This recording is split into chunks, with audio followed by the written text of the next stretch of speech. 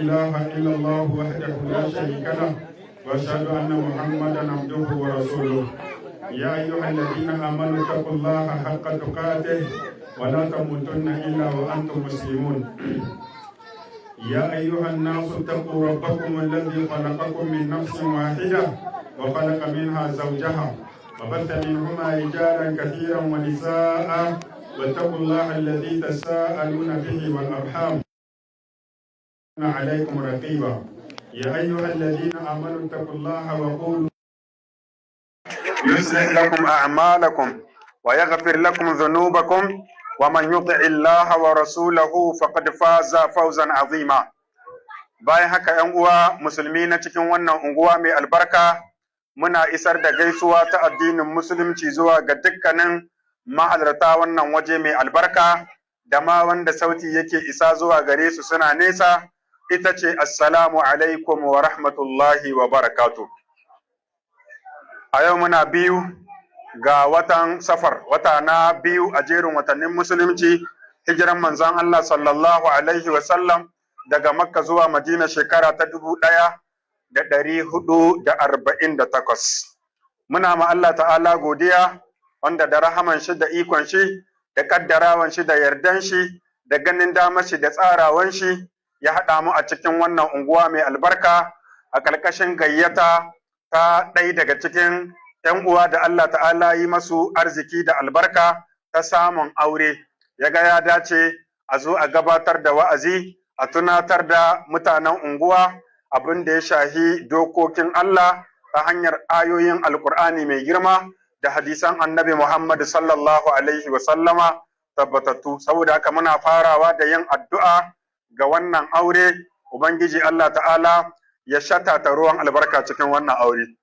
Allah ya taka ka albarka cikin wannan aure, Allah ya tsiratar da wannan aure daga dukkanin tsegumi da tsatsaniya da hayaniya, Allah ya kiyaye wannan aure game da tsiya da tsiwa da zama a tsimma, Allah ya sanya albarka cikin wannan aure, Ubangiji Allah ta'ala nisantar ma wannan aure dukkanin wata fitina da dukkanin wani sharri da dukkanin shaidanu na mutane da na aljannu, Allah ya sa aure ne wanda yake cike da albarka. A gurguje zan yi magana bisa kan wato sifofin da ake buƙatar a samu a kotan namiji. Lokacin da ake neman aure akwai wasu sifofi wanda su ne ake so a samu. Idan an same su to shikenan an dace da mijin aure insha Allah.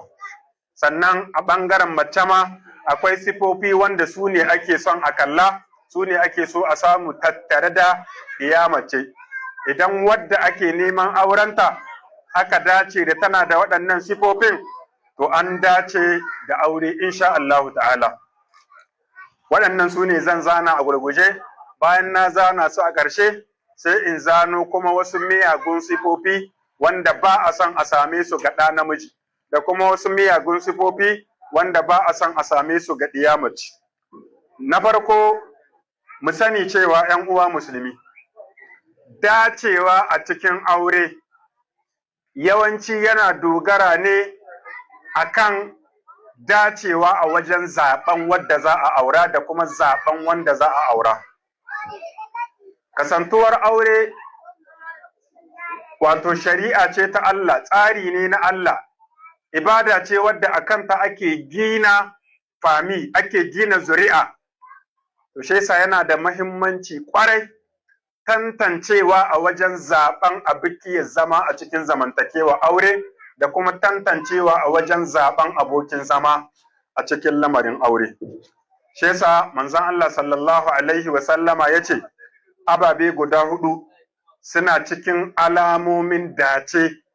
Duk wanda ya tattara ababe guda hudu to ya samu dace, ya samu jin daɗi na rayuwa. Manzon Allah sallallahu alaihi ya zana yace na farko shine mace ta gari. Duk mutumin da ya samu mace ta gari mai ɗabi'un kirki to wannan ya samu dace a ɓangaren abin da ake ce ma jin daɗin rayuwa, to ya samu kashi ɗaya cikin hudu. Na biyu, manzo Allah sallallahu alaihi wa sallama yace wato shine gida mai yalwa. Duk wanda ya samu gida wanda ba mai kunci ba, mai faɗi, mai yalwa, to wannan ya samu daga cikin abubuwan da ake ce ma jin daɗin rayuwa.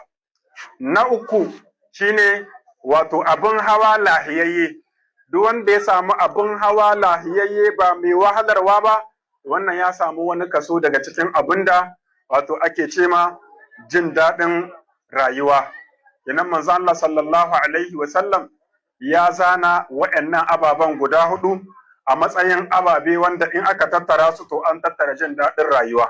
Mahallin shahidi cikin su shine wato mata ta gari, tana ɗaya daga cikin abin da ake ce ma jin daɗin rayuwa, wanda in mutum ya same shi to ya tattara jin daɗin rayuwa ko kuma ya samu wani kaso. Saboda haka akwai buƙatar duk mutumin da zai yi aure ya natsu, ya zaɓi mace wadda take karɓa sunan mata, ba wai kawai da mutum ya tashi aure ba ya zo ƙarƙashin inuwa in mai awar ta wulga ya gayyato ta, wai uwar ɗiyan shi ce yake zaɓe, in mai fara ta wuce ya kira ta, wai uwar iyalin shi ce nan yake zaɓe, in mai sai da dawu ta wuce ita ma duk wadda ta wulga kawai shi ya gama ta. A wannan aikin bunsurai ne, ba aikin mutane bane masu hankali. Bunsuru shine wanda duk akuyar da ta shawo kana gani yake mata ya ci. To haka nan ne ɗan adam shi ma in ya lalace sai ɗabi'un shi su koma irin na dabbobi, sai ya dawo ya zube cikin wata innuwa. Duk wanda ya ga ta shawo kana shi yake waccan ya kamata a ce tashi ci. Kaga irin halin ƴan akuyoyi ne ko? Da haka ya kamata musulmi ka girmama kanka, ka bambanta kanka da dabbobi. A gurguje, abu na farko da ake so zan fara zano wato ginshiƙan da ake zaɓen aure a kansu, na zaɓen miji da farko. Abin da ake so a samu ga namiji don ya iya zama an zaɓe shi matsayin wanda zai zama wato uban ɗiya, an zaɓe shi a matsayin wanda zai iya zama miji. Abu na farko shine ana son ya kasance mai addini. To wannan na farko kuma shine mahihici, shine mahimmanci.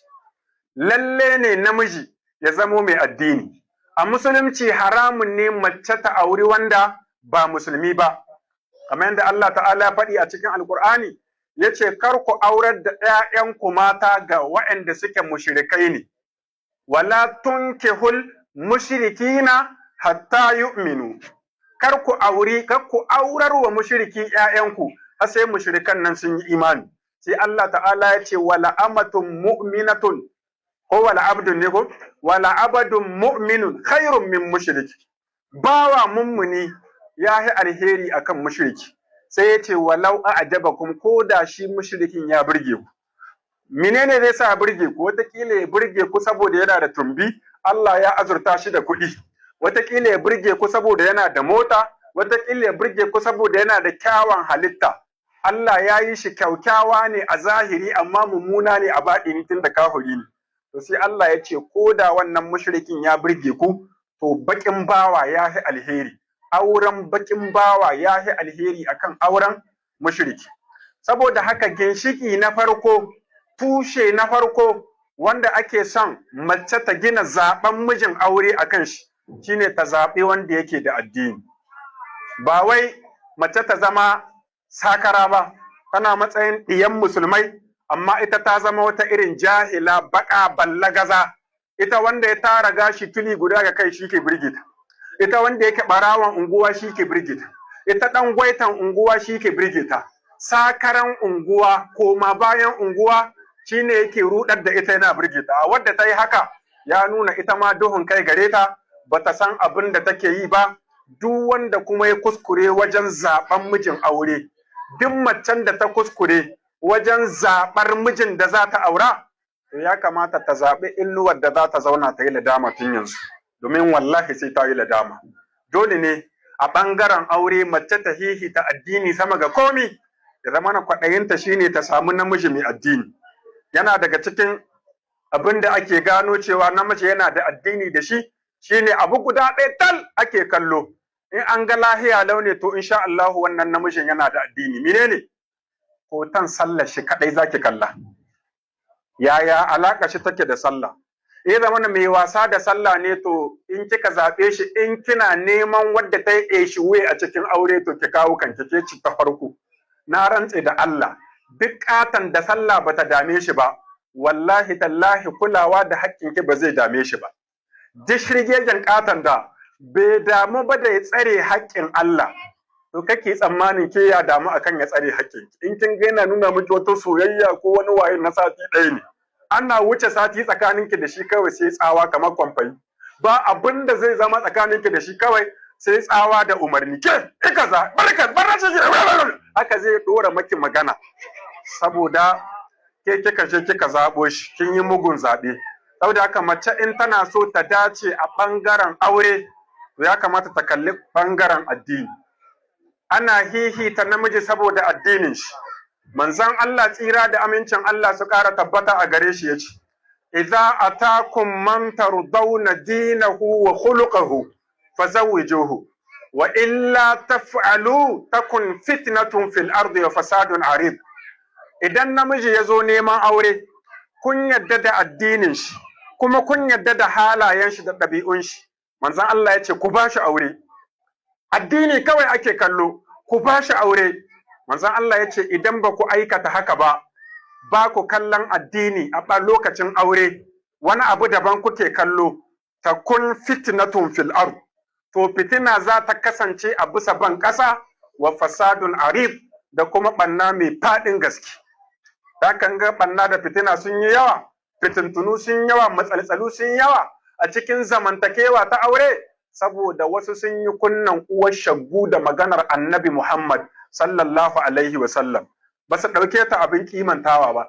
Yau in ka ji an zo neman aure a wani gida an zo neman auren wata ana ta buɗa ana murna ana kashewa wagga ta ba wagga hannu a kashe wacce ta dace wani mutum ne ya zo da katon ciki da katuwar mota cikin nan sai a ta murna ana ganin kamar ta dace daɗa shi wannan mutumin ɗan hillar kanu ne oho daɗa shi wannan mutumin wato maciyin amana ne maciyin riba ne wannan dube damu mutane ba a yanzu sau da yawa saboda lalacewar zamani in ka ga talaka ya sallamo neman aure to sai a ce to ai ya kamata a istihara zai ga hannu tana arwallawa sallar istihara za ta amma in mai kuɗi ne babu buƙatar istihara kawai an yarda sa'a ta samu to shi yasa dai a takaice ginshiki na farko wanda ake son ɗiya mace ta aza neman aurenta akan shi shine addini sai na biyu shine wanda zaki aure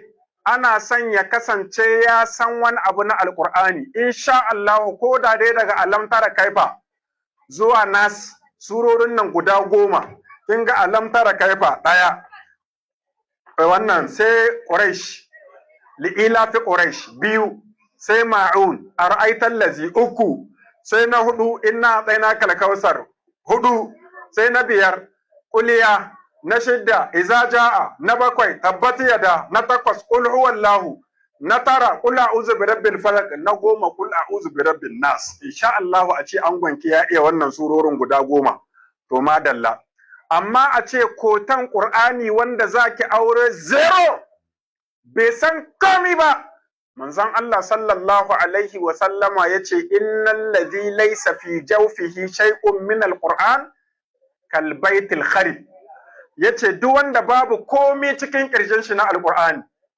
a kirjin shi babu alqur'ani manzon Allah yace wannan kamar rosassan gida ne shi dan haka kin auro rogozazzan namiji rosasshen namiji kika auro dan haka ana son ba wai dole sai mahaddacin qur'ani ba amma dai karamci dai ana son a samu akwai wasu surori na alqur'ani tattare da shi yanan ba a son musulma ta aure namiji wanda fatiha ma bai yi da iyata ba in yayi a'uzu to sai an tara buhu saboda yawan gyaran da za a samu to kaga wannan ba namijin aure bane ana son namiji ya zamanto dalilin da yasa malamai suke zana wannan cikin sifofin da ake sai a samu ga namiji domin manzon Allah sallallahu alaihi wa sallam ya aura wa wani sahabin shi wata mata sai ya ce kad zawwajtuka ha bima ma'aka min alquran na aura maka ita saboda abin da ke tare da kai na alqur'ani sifa na biyu na uku ana son ya kasance wanda zaki aure yana da ɗabi'u yana da halaye na kirki kin ga addini gashi akwai wani abu na alqur'ani tare da shi sannan kuma gashi yana da ɗabi'u in kika zaɓi mutumin da bai da ɗabi'u to tun ka a ɗaura auren zai fara wulaƙantar da uwayenki tun ka a ɗaura auren za ku fara ganin munanan ɗabi'u tattare da shi shi kuma kyawawan ɗabi'u alama ce ta cikar imani.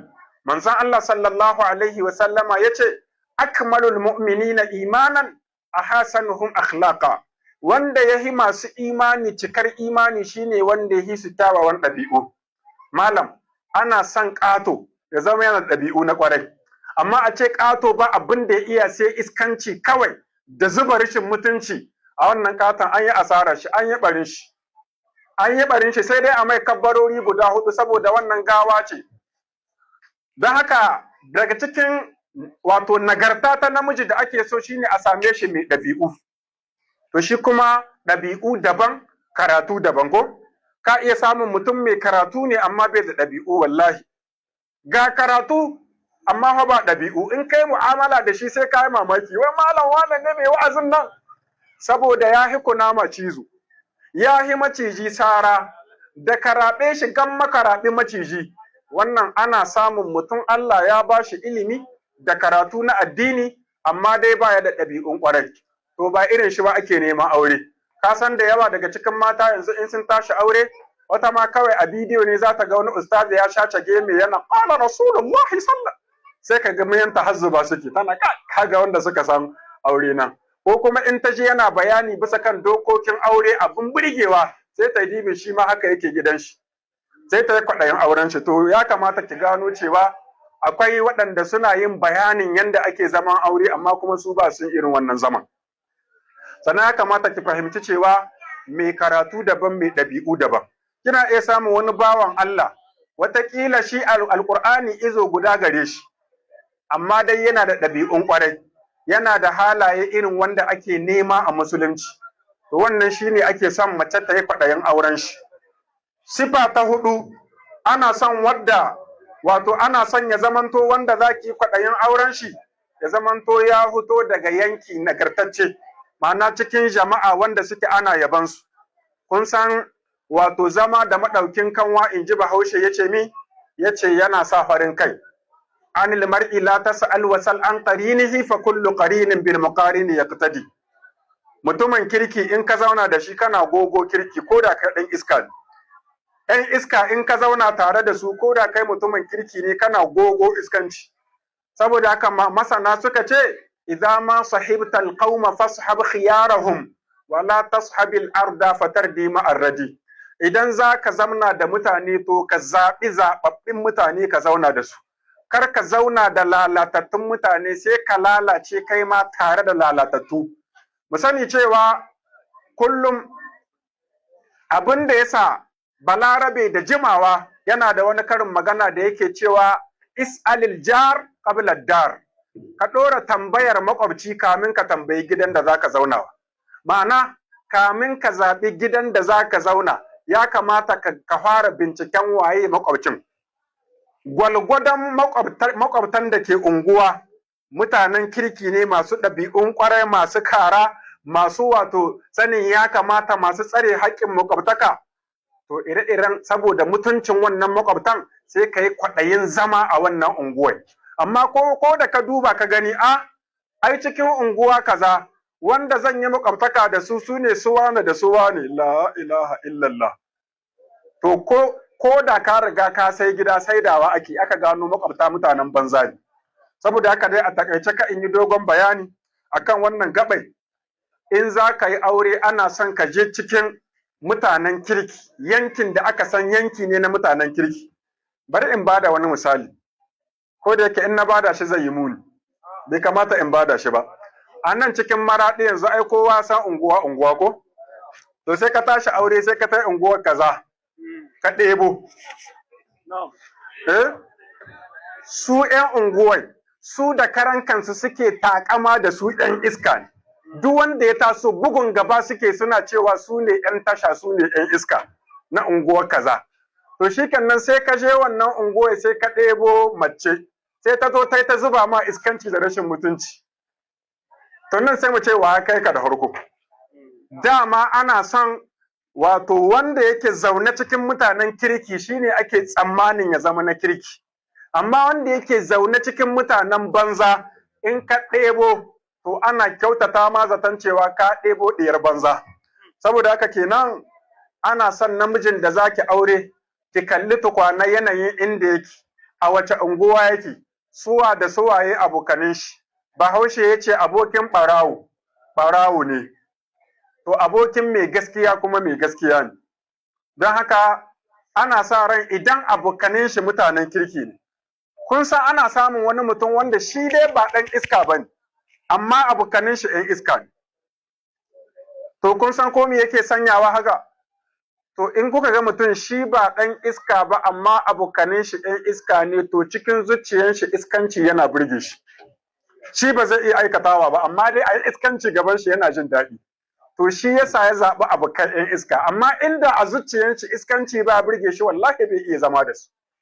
Ana samun wanda da kan shi dai ba zai aikata shirme ba da iskanci, amma ai yana kallo wannan yana faranta mai rai, yana jin daɗi. To kaga kenan a takaice dai duk mutumin da ya zamanto ba cikin mutanen kirki aka san shi ba, to zaɓen shi zaɓen gaibu ne, zaɓen shi matsayin miji, wato zaɓen rabon ayi ne. In kina neman auren rabon ayi, auren ƙaddara, auren mugun abu, auren tsiya, to shine irin wannan auren. Sifa ta biyar, ana son ya zamanto mijin da zaki aure ya kasance yana iya ɗaukar ɗawainiyar aure. Yana iya ɗaukar ɗawainiyar aure. Saboda hadisin manzon Allah sallallahu alaihi wasallam na Abdullahi bin Mas'ud, wanda ya ce manzon Allah ya ce, ya ma'ashara shabab, ya ku taron matasa, ya ku taron samari, man istata'a minkumul ba'ata, duk wanda daga cikin ku yake iya ɗaukar ɗawainiyar aure, falyatazawwaj, to yaje ya aure. Menene ɗawainiyar aure? Malamai suka fassara abu biyu, suka ce abu biyu ne ɗawainiyar aure, duk wanda yake iya su to yana iya ɗaukar ɗawainiyar aure. Abu na farko shine wanda yake iya ɗaukar ɗawainiya ta ciyarwa, shayarwa, ba da wurin zama, matuƙar buƙatun da ake da gidan aure, yana da sana'a ko yana da wata madogara da yake samun kuɗi na iya ɗaukar wannan nauyin. Wanda yake wannan ya iya ɗaya, sai ɗayan shi kuma shine saduwa da matar da ya aura. Don akwai wanda bai da lahiya, ko da ya yi aure wannan saduwai ba zai iya ta ba, to baka cikin wanda aka ce su yi aure. Idan kai laɗihi ne misali, ko kuma kana cikin waɗanda suna da wani ciwo wanda yake hana su motsi, kai ba cikakken namiji ba ne ta ɓangaren ƙarfi na wanda ake ce ma ɗa namiji, to idan kan rasa wannan kai ma ka rasa ikon da manzon Allah ya ce wanda yake da shi ya yi aure. Saboda haka sai ka je ka yi ta azumi, ka yi ta salatin annabi da zikiri, har Allah ya aiko mala'ikan mutuwa ya caɓe ka. Daga cikin abu na shidda, sifa ta shidda shine ana son mijin da zaki aura ya kasance mai ƙarhi ne a ƙarhin jiki, sannan kuma amintacce ne, ga ƙarhi ga amana, haske kan haske kenan. Ma'ana karki auro ranke wanda yana tahiya kamar iska ya kada shi. A'a, ki auro ƙaton gaske wanda yana da ƙarhi a gangar jikin shi, sannan kuma yana da amana. Malamai suka ce abin da yasa ake son wannan, domin annabin Allah wanda Allah ya bada labarin shi a cikin suratul Qasas, ya zaɓa wa ɗiyar shi mai waɗannan sifofin, ya ce inna khaira man ista'jarta al-qawiyyul amin. Lalle mahi alherin wanda ake ɗauka ko da aiki ne, balle ɗauka wajen aure, to ana son a zaɓi mai ƙarhi na gangar jiki, sannan kuma mai amana. In ƙarhi da amana suka haɗu, shikenan an samu abin da ake so. Amma in ya zama na ƙarhi ne zalla, babu amana, to zai ci amanaki. In kuma ya zama na mai riƙon amana ne bai da ƙarhi, shi ma nan tawaya. Sifa na gaba na bakwai, daga cikin sifofin da ake so, ana son mijin da zaki zaɓa a matsayin mijin aure ya kasance kufi'inki ne. Menene kufi'i? Shine wanda yake daidai da ke a mataki na rayuwa, wanda yake daidai da ke a mataki na zamantakewa, wanda yake daidai da ke wato a mataki na wayewa.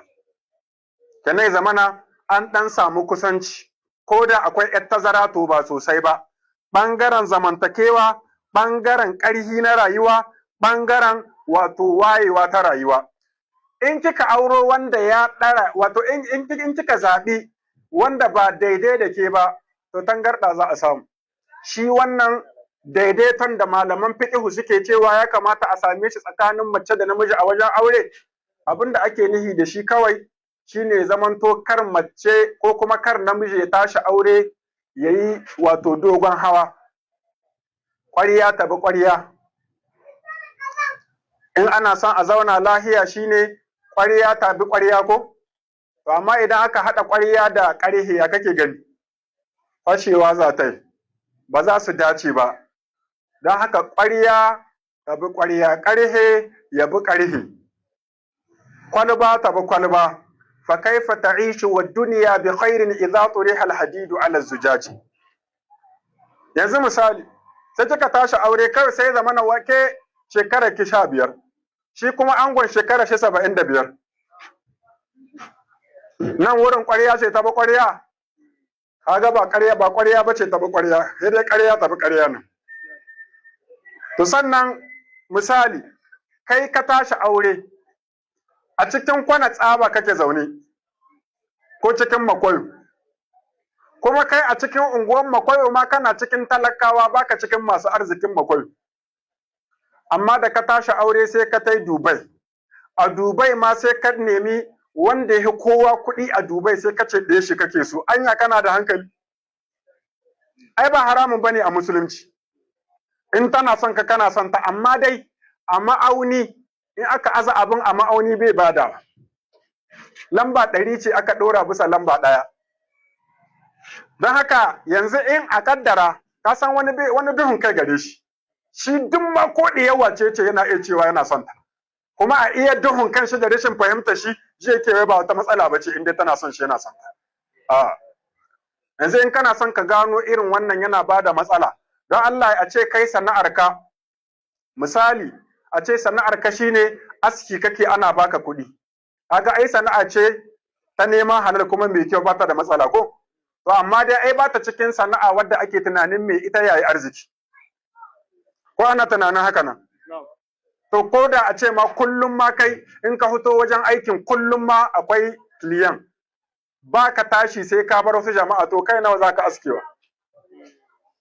Don haka yanzu example to sai zamana kai aikin ka kenan, wanzami ne aski kake yi, amma sai ka ce wadda kake so ka aura ita kuma ministry ce. Ministry ce cikin ministerorin Nijar, sai ka ce ita kake so ka aura. Ita ma ta ce tana son ka, kai ma kana son ta, kuma kuka shiga soyayya.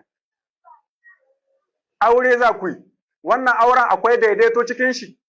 Babu daidaito. To shine malaman fiqh suke cewa ya kamata a ce an samu daidaito. Don haka dai wannan bayani akan shi ma yana da tsawo, ba zan tsawaita ba a gulguje. Abun na 8 wanda ake so shine wanda zaki zaba matsayin miji, ana son ya kasance neman kuɗin shi neman kuɗi ne na halal. Neman kuɗin shi ya zama neman kuɗi ne na halal. Idan aka kalla sai aka ga ai shi hanyar da yake neman kuɗi ma musulunci bai yadda ba da wannan aikin nashi. To ka shaidan ki da ki aure shi, saboda in kika aure shi zai cida ki da haram, ɗiyanki za a cida su da haram, duk abin da zai baki na haram ne, shi ya ɗirka ma tumbin shi haram, ke ma ɗirka ma naki haram. Wani hadisi yake cewa duk naman da ya fito da haram to wuta ce ta dacewa da shi. Kullu lahmin nabata bil haram fannaru aula bi. Duk naman da ya fito da haram to wutar jahannama ita ce ta dacewa da shi. Saboda haka ba a son ki auri miji wanda yake neman haram, neman kuɗin shi na haram ne. Kawai shi kullum ba abin da ya dame shi da tsarkin dukiya.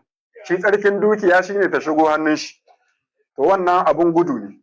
Sifa na 9, ana son mijin da zaki zaɓa ya zama uban ɗiyanki, ya kasance yana da nisa game da shaye-shaye.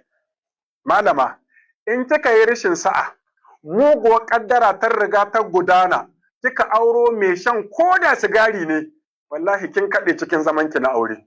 Za ki mutu cikin kunci, domin kullum duk turaren wutan da kika sanya a cikin ɗakin ki sai wannan mugun ya ɓata shi. In kika auro mai shan sigari, kan ma ki ma yi zancen mai shan ƙwaya ko mai shan giya ko mai hambaɗa shisha, wannan mai shan shisha shashasha ne, ba shi ake zance ba. Ana zancen kawai wanda kawai ƴan ƙarama haraka, shi sigari ne yake ɗan ja. An gane, wanda sigari ne yake ja. To wallahi tallahi duk macen da take auren mashayin taba to tana fama. don haka in an ganta ya kamata a ɗora jinjina mata. Kamata ya duk shekara gwamnati ta kirawo matan mashaya ta ba su kado, a ce su ne sarakunan ƙoƙari da haƙuri. Ki zo ki gyara ɗaki, ki fesa turare, ki sa turaren wuta ya tashi, amma in ƙabusa ya zo ya busa yikan nan sai ya lalata maki tsaki. Don haka yana da kyau mace ta yi hattara da auren mashayi. Mashayin taba idan ya zo ya yi gyashi gabanka, ka shaƙi wannan gyashin, to masana sun ce kana wato ka kwankwaɗi wani mikrobu masu tarin yawa. Da haka dai wato matsalar dai mashayin taba yawa gare ta. Saboda haka da mashayin taba, da mashayin ƙwaya, da mashayin giya, kai duk wani kayan shaye-shaye in dai ba hura bace da sikireri ki hankali. Duk wanda za a ce ɗan shaye-shaye ne, to wannan ba mijin aure ba ne.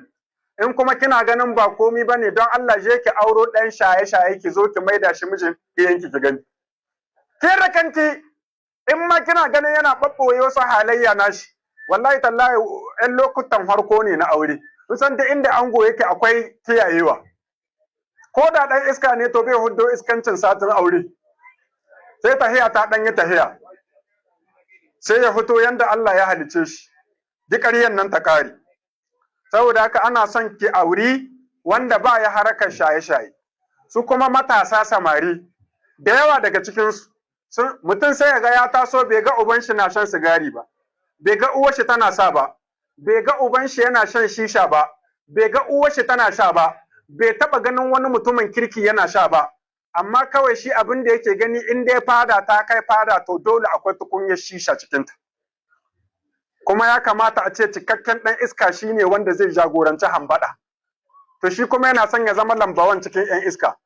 Kenan dole ne ko da ba aikin shi bane, ba sana'ar su bace, ba harkar gidansu bane, yanzu ya ɗan kwatanta koyo. To ya kamata bayan Allah su gane, musamman matasa. Duk da ina tafiya a gurguje ba na son dogon sharhi, amma a nan zan ɗan falkar da matasa 'yan uwanmu, waɗanda suka faɗa cikin jarabawa ta shan shisha da sigari. Wallahi tallahi ko ka gane ko ka Allah sa ka gane, kana kashe kanka ne and direct. Mutuwa ce and direct kake makanka. Saboda wannan hayakin ka je ka bincika ka je. To ya aka yi shi kan shi ma ba Yahudan da ya yi sigari, sai da ya rubuta a kwalin sigari attention pour votre santé.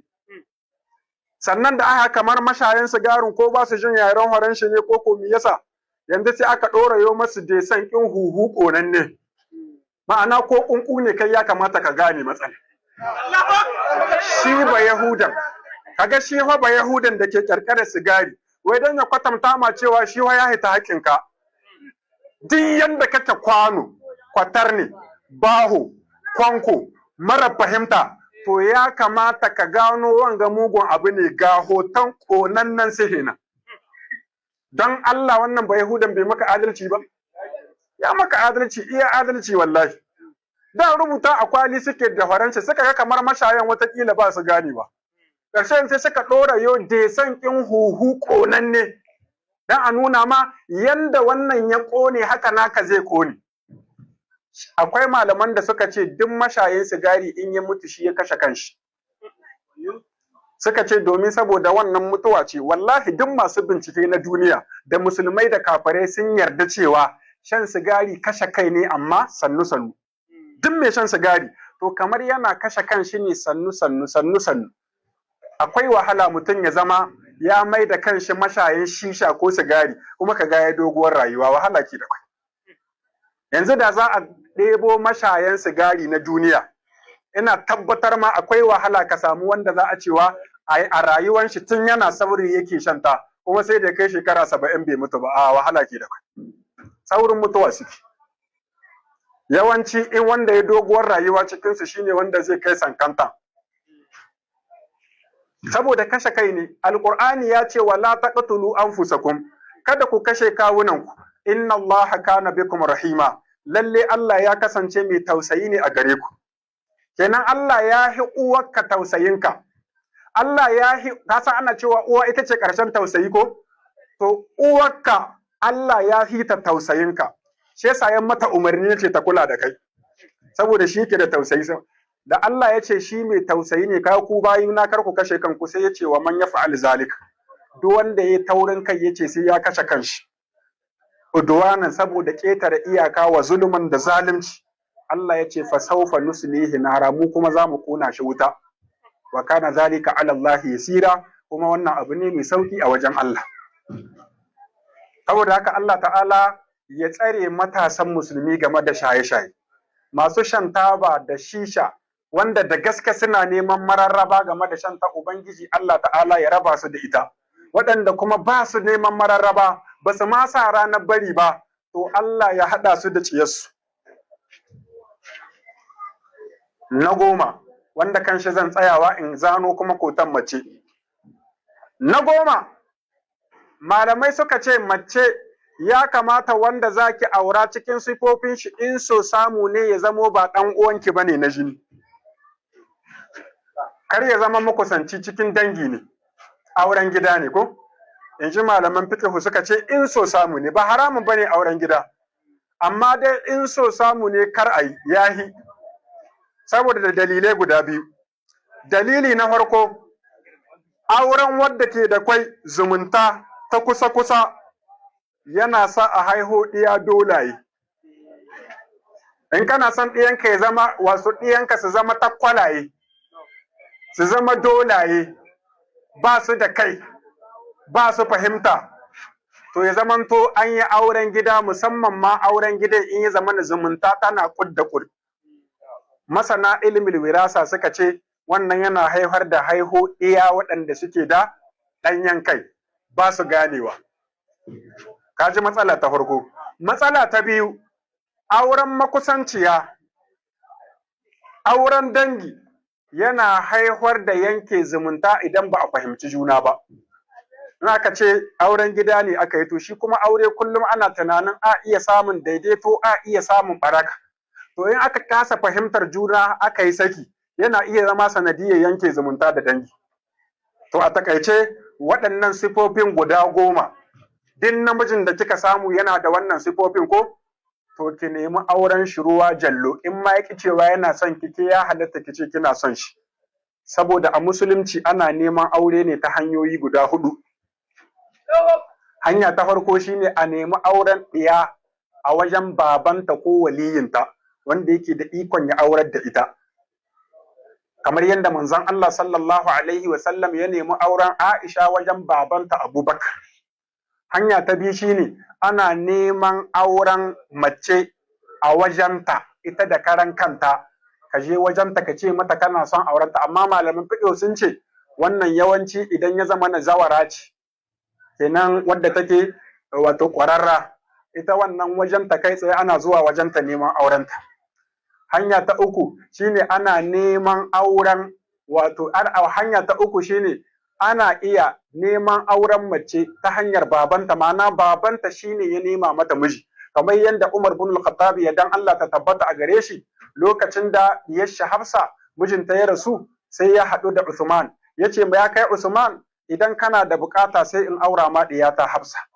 Usman yayi tunani sai ya ce na yi lissahi na ga bai dace in yi aure ba cikin wannan kwanuka. Sai ya haɗu da Abubakar, sai ya ce ya kai Abubakar, idan kana da bukata in aura ma diyata Hafsa. Sai Abubakar ya yi sai bai ce i ba, bai ce a'a ba. Bayan haka jim kaɗan sai Annabi Muhammad sallallahu alaihi wa sallam ya aiko neman aurenta. Ko da aka yi aure aka gama, sai Abubakar ya haɗu da Umar. Sai ya ce lokacin da ka kawo mani zancen auren ɗiyanka Hafsa, ka ji ban ce maka komi ba, yanzu haka ka ji haushi. Sai Umar ya ce ƙwarai kau, na ji haushinka. Sai ya ce to abin da ya hana in baka amsa, na ji manzon Allah yana hirarta cikin jama'a, sai na gano kamar yana son ta. Ya ce to in na gaya ma na ce manzon Allah yake son ta, kaga na watsa sirrin manzon Allah, ni ko ba zan taɓa watsa sirrin shi ba. In kuma na ce ma ni ina son ta, kaga na yi neman aure cikin neman aure. To abin da yasa na ƙyale, saboda in manzon Allah ya hwasa ni sai in shiga. Amma tun da ya aura, kaga shi kenan zance ya ƙare. to kaga kenan Umar bin al-Khattab shi ya tashi yana neman mutanen kirki ya haɗa ɗiyar shi da su. Da haka in uba yana da ɗiya ya ga ya kamata ya tashi ya nema mata mazan aure daidai ne. Ita kuma ɗiya mai tarbiyya ubanta ba zai sha wahala ba ya zaɓo mata mutumin kirki ta yi watsi da shi. Sai dai kuma dama babu auren dole a musulunci. In aka tambaye ta ya miki ta ce bai mata ba to sai a ci gaba da neman wani kuma. Ba a murza gashin baki a ce wannan auren sai an yi shi. A san su uwaye haka suke. Ke cika hikanki lantana yanzu in ce zan aura maki wane ki ce wai baki yarda ba to billahi allazi la ilaha illa huwa sai dai in mutuwa zaki ki mutu. A'a uba ka zalunce ta in kai ka haife ta to kai Allah ya halicce ka. Da haka ka bi dokan mahaliccinka babu auren dole a musulunci. Hanya ta hudu shine ita budurwa ko kuma ita mace ta je ta ce na ina son ka. Wannan ba haramun bane a musulunci. Duk lokacin da mace ta fahimci ta ga mutumin kirki wanda take so ta aura to ko dai ta aika ta hanyar sako ko kuma in ita za ta zuwa da kanta ta ce tana son shi.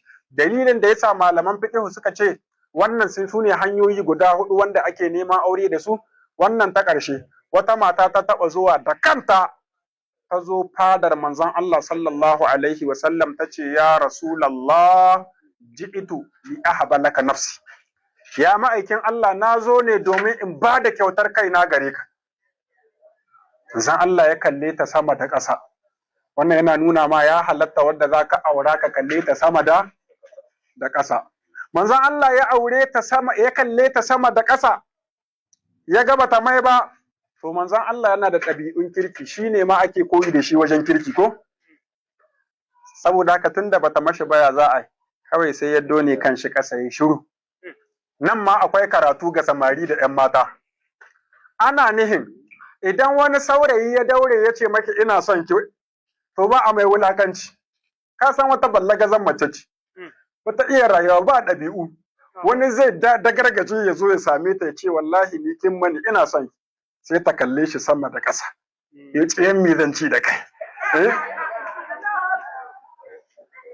to ke jahila ce baka ba ɗayan musulma ba ce inda kin karanci musulunci da tarbiyya ba haka ake ba da ya ce yana son ki kin ga ai ba fasiki bane ba zuwa ya ba ya ce zai yi zina da ki aure ya ce so yake yi aure ki in kika diba kika ga bai maki ba shikenan sai ki samu magana mai daɗi ke faɗa mashi. Amma zancen wulakanci babu shi ga mutumin da duk wanda ya ce yana son ka ya mutunta ka. Ake ɗora kallon kan kina ganin ke wata irin tsalili ya ce ya za a yi a ce wanga ya ce yana son ki a'a ba haka nan ake yi ba.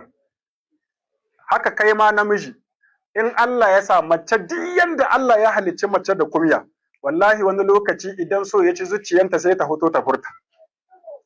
To ka dibi matsayin mace da rauninta da kumyarta har ta iya hutawa ta gaya ma wana ina son ka kai kuma saboda mutumin banza ne wulakantacce yanzu sai wulakanci ya fito daga bakinka. Wani ma kallanta zai ɗore yana kalkacewa da dariya ke yanzu na ke kike so na yana ganin wai wace irin mayawa ce wai. Yana kallon kan shi yanda nike wise man nike wayayyen mutum nike ɗan zamani yanda nike jin kai na ɗan dagwai ɗan saurayi. Yanzu ke kamar ki kalle ni haka kawai ki ce kina so na ai ba irin ko bane suka dace ne haka sai ya wulakanta ta to ya nuna shi ma wannan yana da duhun kai bai da fahimta dan haka manzon Allah sallallahu alaihi wa sallam mahallu shahidi shine wannan matai ta ce tana son Annabi Muhammad sallallahu alaihi wa sallam kamar kana nihin lokaci yayi go in tsaya haka nan to da abin da na so in yi karatu in zana sifofin da ya kamata mace ta kalla ga namiji kuma sai in zana sifofin da ya kamata namiji ya kalla ga mace a wajen aure to amma wannan ya hana a tun daga malamai na wurin ba matsala su ma su zo su taba zan dakata a nan wurin insha Allahu a wani karo sai in zano sifofin da ake so a samu ga iya mace da aure ta amma kamin in sauka na ce kuma zan zana sifofin da in mace ta same su ga namiji to iya gudun ta iya ladarta su da tun ga namiji ma da wannan sifofin to kwata-kwata wannan ba ma abin tunkara bane to bari in dan zana ko guda biyu in zana na farko daga ciki shine dan Daudu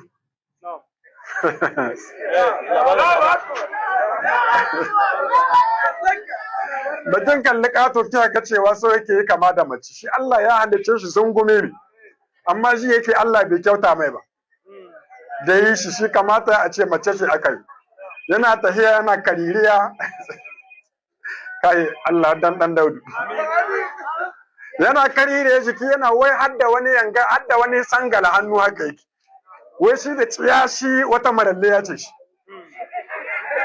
Da tsiya shi yanzu shi yake shi ma kawai ya kamata a ce wata atika ce. Bai kamata ba a ce Rabi'u ne shi. To irin wannan in kika kalli mutum kika ga dan Daudu ne mai kamanceceniya da mata, to wannan iya gudun ki iya ladaki. In kuma kina son ki yi aure irin auren da ake ce ma auren asara, to kwaso wannan abin ki kawo gida ki ce shine mijinki.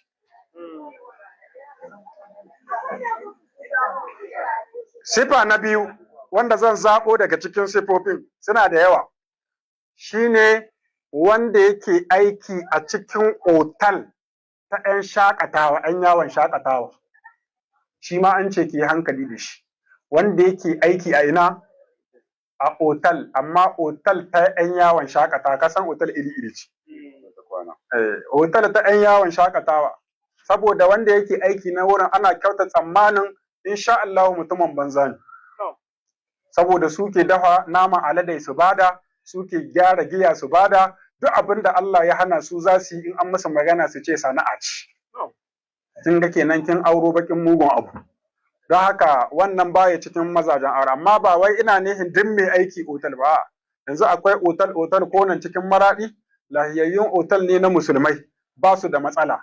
Amma akwai kai irin wannan otal kin ma wanda nake son in bada misalin su kusan gaskiya babu su wanga yankin nan.